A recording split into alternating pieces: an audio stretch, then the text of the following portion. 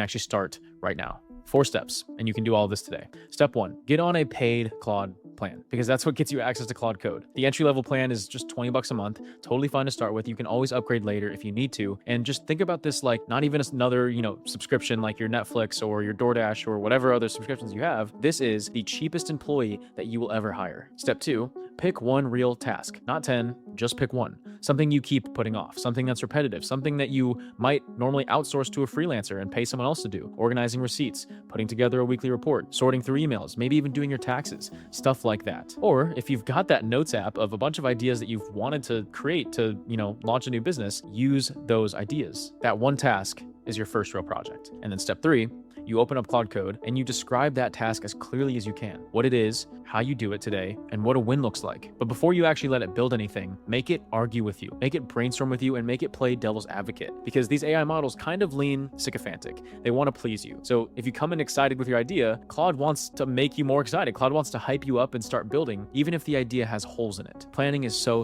important. What I do is I make Claude look at everything from every angle first. I literally run a pattern in my own business that I call the roast, where Claude spins up a little council, a bunch of little sub-agents, and one of them makes a strong case for my idea. One of them looks at all the holes and tells me my idea sucks. One of them gathers evidence and just purely looks at it from an objective logic research point of view. There's a bunch of little personalities in this council, and they give me a full rundown. And remember how earlier I talked about the memory? All of these little members of the council also know what's currently working in my business, and they know what's going on. So they're able to use that context when they're running this council, which makes it even better. But the point is that every single point has to be backed by something real, not just vibes. And then at the end of that, it gives me basically one clean verdict. It says, go, the idea is good, or it'll say reshape, or it'll say just kill it. And only if the idea survives, or maybe you have to reshape it a little bit, then you move into the actual build, which is step 4. And sometimes you've got a big project. All you